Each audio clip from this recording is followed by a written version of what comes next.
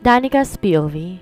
Paano may ibang kaso? Babae ka, lalaki si Alejandro. Maganda ka, gwapo si Adam. Hindi imposibleng, hindi lalaki si Alejandro, Dad? Maagat niyang sagot, sabay irap kay Alejandro. Tsaka Dad, sana binigyan niyo man lang kami ng chance sa magkakilalang mabuti bago niyo kami pinakasal. Kung okay din sana kami ka magpapakasal, hindi yung ganito. Oo nga po, sabat naman ni Alejandro. Actually, kayo lang po ang anak ninyo dahil ayoko isumpa ko ni Papa. Pero ngayon pa lang po tatapatin ko na kayo. Hindi ko po magugustuhan ng anak ninyo kaya malabo hong mangyari yung inaasahan ninyo. Aba, sa palagay mo magugustuhan kita? Taas ang kilay na tanong ni Danica dito. Di man aminin nasaktan siya sa sinabi nito. Kung magsalita ka, kala mo kung sino kang gwapo. Hoy paminta, hindi rin ako magkakagusto sa'yo, no? Humaba pa ang uso niya. Tinignan siya nito ng masama. Tinawaran lang sila ng daddy niya na parang aliw na aliw makita sila. Waring aso't pusa na nag-aaway. Dad naman pinagtitripan niyo ba kami? Hindi ko kayo pinagtitripan, anak. Sabi nitong tumayo. Bueno, papunta na akong Batangas maya-maya. Kayo nang bahala dito. Siguraduhin niyo nakasarang gasol bago kayo matulog. Saka check niyong mabuti mga gripo at mga appliances bago umalis. Be sure naka-off lahat ng mga gamit. At yung mga pinto, make sure nakalock ng mabuti. Double check the lock. Anang ama niya. Tsaka tumingin ng matiim sa kanya. Danica, ayusin mong pagluluto mo, ha? Huwag mo ako ipapaya dito sa manugang ko. Anong oras po ba kayong uuwi? Kung magsalita kayo para namang magtatagal kayo sa Batangas. Doon na ako magstay for good para naman magkaroon kayo mag-asawa ng privacy. Tsaka rin ko pag gustong manirahan sa Batangas. Dangan nga lang at wala kang kasama dito sa bahay. Pero ngayong may asawa ka na? Kampante na akong, Dad, no! Parang maiiyak pang sabi niya. Nalingon niya si Alejandro na hindi pa tapos mag-breakfast. Iiwan niyo ako sa stranger? Mag-asawa na kayo kaya panahon na para makilala niyo isa't isa. At nga pala, may CCTV sa hallway papasok sa kwarto niyo na konektado sa telepono namin ng papa mo. Kaya malalaman namin kung sakaling dinadayan ninyo kami. Kailangan magtabi kayo sa pagtulog or else pareho kayo malilintikan sa amin. Lalo ka na, Alejandro. Tututuhanin ng papa mo ang banta niya. Talagang tatanggalan ka niya ng mana oras sa sinaway mong utos niya. Umiiyak si Danica habang nakatanaw sa sasakyan ng ama. Dad naman ang labo niyo. Pumayag na akong pakasal sa mukong na to. Pagkatapos ngayon, hayaan niyo akong pakisamahang mag-isang lalaking to? Ano bang kalokohan ang pumasok sa utak ninyo? Nang hindi mahayin ng mga mata niyang daddy niya nagmamaktol na pumasok siya sa loob ng bahay. Inabuti niya si Alejandro nagpo-push up sa salas. Wow, ang ganda ng katawan. Ganito rin kaya kaganda ang katawan ng jowa nito? Kinuha niyang vacuum cleaner at nag-umpisa maglinis. Nananadya ka ba or gusto mong magpapansin? Sita nito sa kanya. Magpapansin? Hoy, bakit naman ako magpapapansin sa'yo? Gawain ko to tuwing umaga pagkatapos mag-breakfast. Naglilinis ako ng buong bahay at since dito ka titira, kailangan may participation ka rin sa paglilinis dito kaya? Tumayo si Alejandro. Halos idikit ng katawan sa kanya. Maglinis kang mag-isa mo. Napatili siya. Nagulat to sa lakas ng tili niya. Hoy, kumakasigaw ka dyan, parang inaano kita. Tumigil ka nga, baka isipin ng kapitbahay kung ano nang ginagawa ko sa'yo. Sinabi kong, wag na wag mong ididikit ang katawan mo sa akin. Kadiri ka. Singhal na rito. Huwag kung magsalita ka para talaga may gagawin ako masama sa'yo, ha? Yamot na sabi nito. Tsaka dinuldol ng isang daliri ang noon niya. Hoy, bubwit, makinig ka sa akin. Hindi kita type. Hindi ako pumapatol sa bubwit na gaya mo. Mataas ang standard ko pagdating sa mga babae. Nasaktan ng pride ni Danica. As if naman pagkapangit-pangit niya. Excuse me, marami nagkakagusto sa akin noot nung high school. Madalas akong kuning miss ng basketball. Ang lakas ng tao ni Alejandro. Tsaka sinupladahan siya. Huwag kang assuming. Hoy bakla, huwag kang mayabang dyan. Ang sabihin mo, naiinggit ka lang sa akin dahil mas malaki yung harap ko kesa sa'yo. Talaga ba? Patingin nga? Pilong tanong ni Alejandro sa kanya. Napahumindig siya sa tinura nito. Nahangilabot na nag-walkout siya palayo dito. Bastos talagang pamintang to. Sa kabilang banda, tatawa-tawa si Alejandro habang sinusundan ng tingin ang nakatalikod na babae. Ngunit maya-maya unti-unting naglaho ang mga ngiti niya na mapagtantong totohanan ng pagkasama nilang ito ng bubit na iyon. Naalala niyang bigla si Alicia. Oh my God! 3 days na itong di natatawagan dahil laging busy siya sa nangyayaring to sa kanyang buhay. Tiyak galit na naman to sa kanya ngayon. Kilala pa naman niya ito. Hindi ito tatawag or magme-message sa kanya unless siya ang unang gumawa nun. Pero alam niyang inis na inis ito kapag hindi siya nagpaparamdam.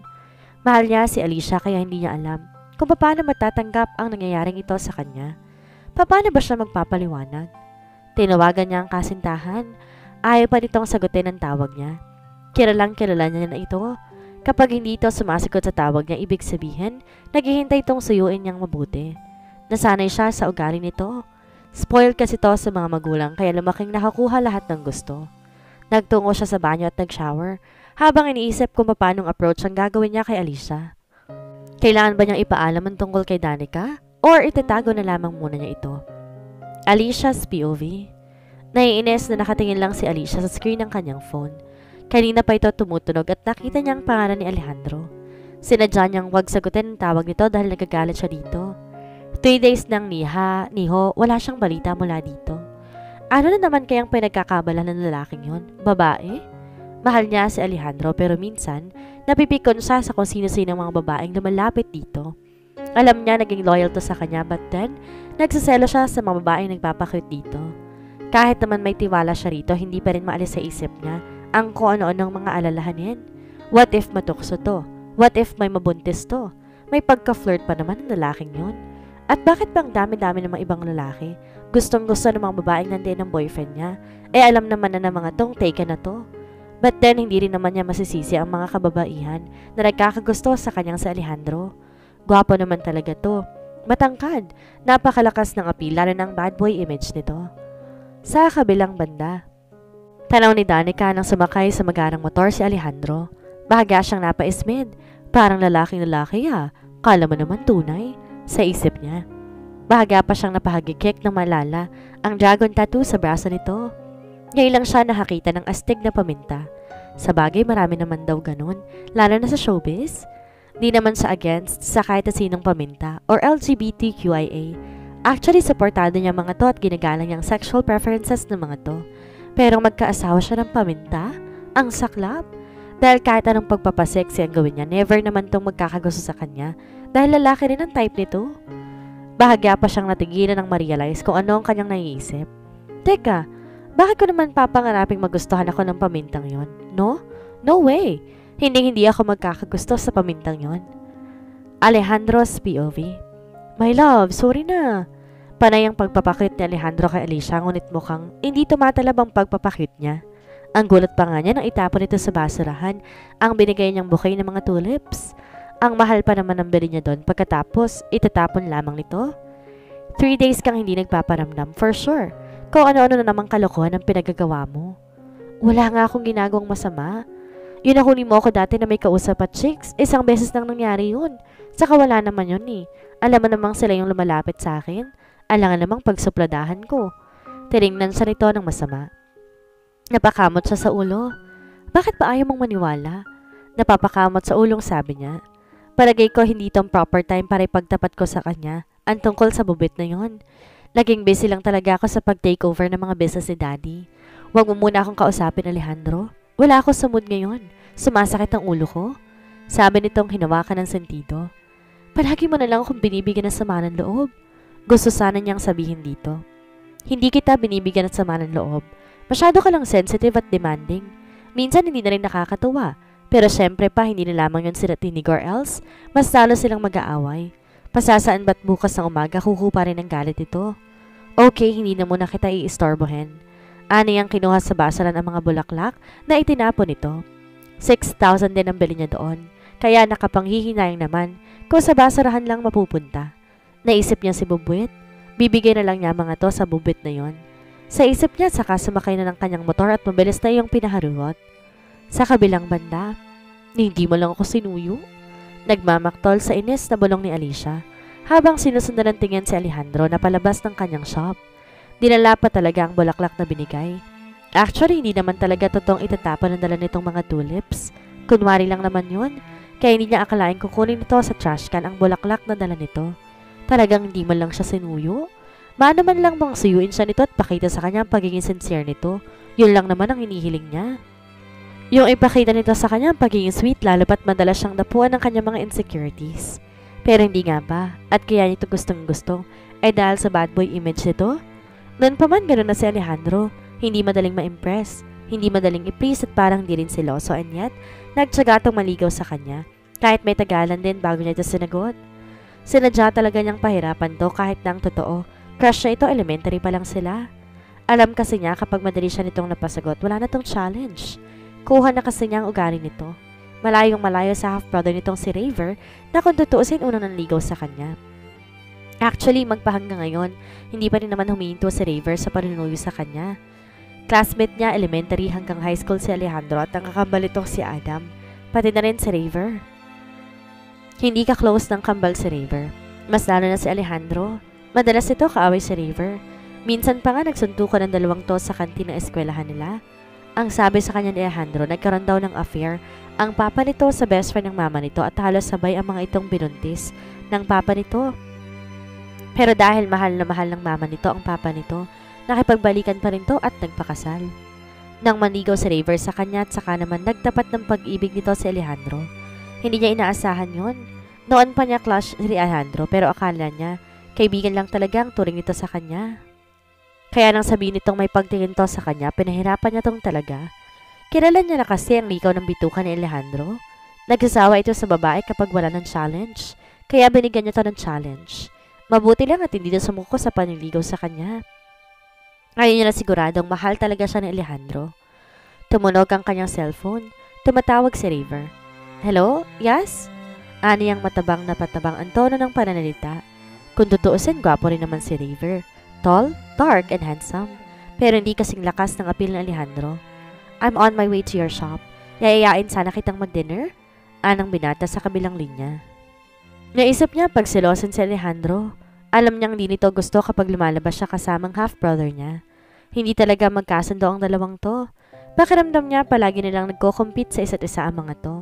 Maging sa atensyon niya. Kaya nga madalas sinasadya niyang inisin sa Alejandro at nakikipag-date siya kay Raver para lang makuha ang atensyon ng nobyo. Ewan ba niya? Di naman to nagsaselo sa ibang mga lalaking maniligaw niya eh. Kay Raver lang talaga. Sure! Nakangising sabi niya. Naisip niya magiging reaksyon ni Alejandro kapag nag-post siya sa kanyang social media account ng kanyang larawan kasama si Raver. Yan lang naman talagang balak niya kaya niya pinagbigyan ng invitation ni Raver. Ang papagselosan si Alejandro. Danica's POV. Para sa akin? Biglang bumilis ang tibok ng dibdib ni Danica habang nakatitig kay Alejandro.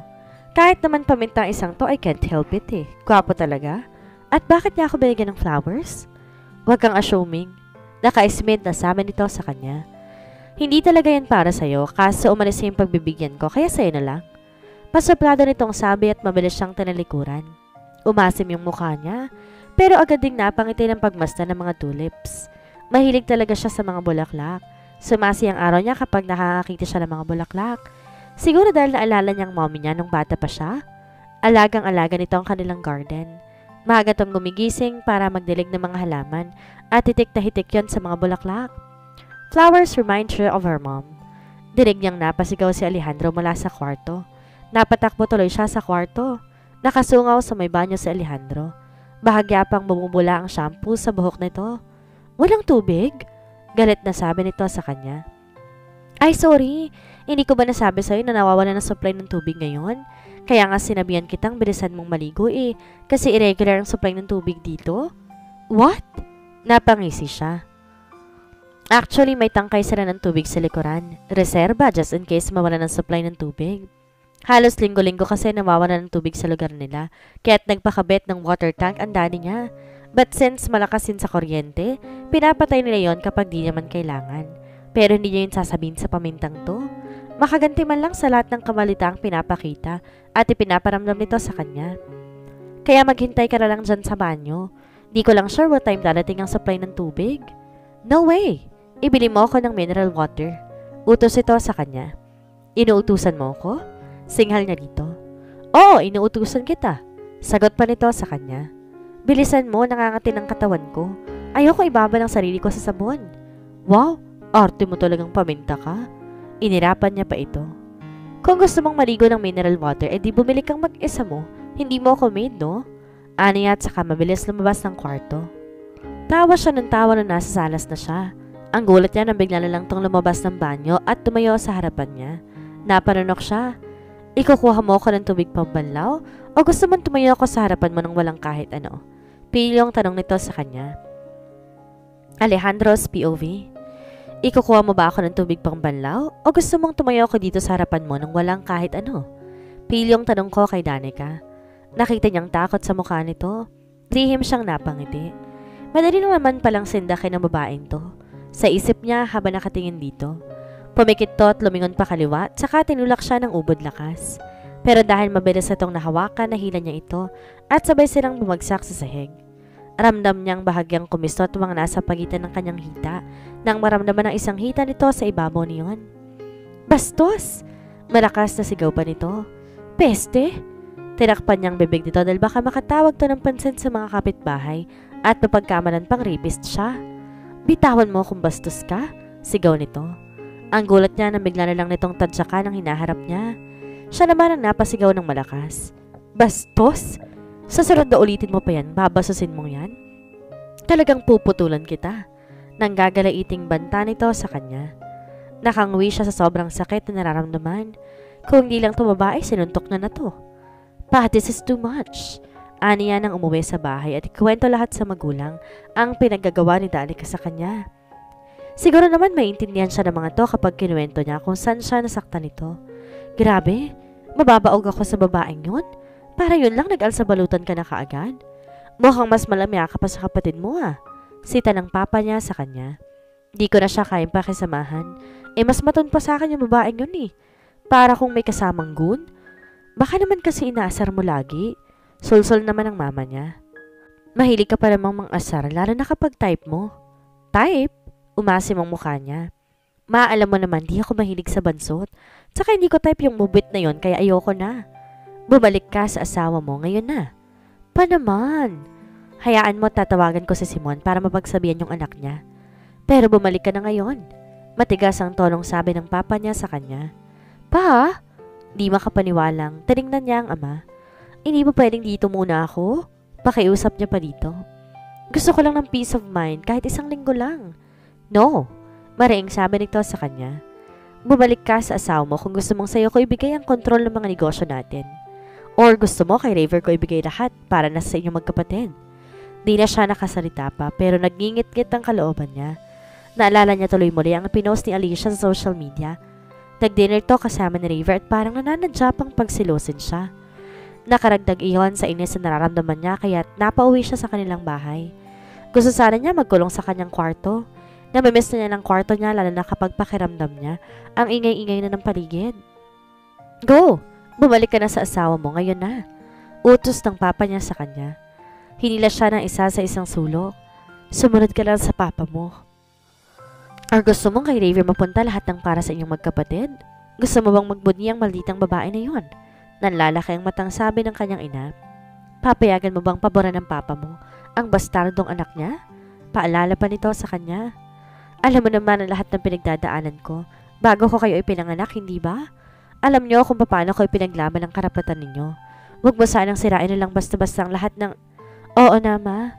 Aniya sa ina dahil alam niyang kung saan sana naman mapupunta ang usapan nila kapag hinahayaan pa nitong maglitanya.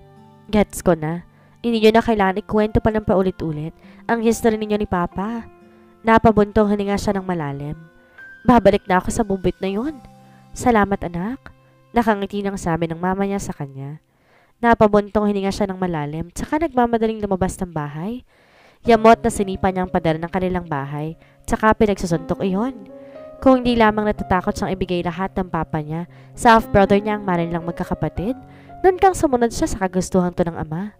This is insane. Danica's POV. Hindi ka na nahiya? Galit na sabi ni Dad nang tawagan siya nito.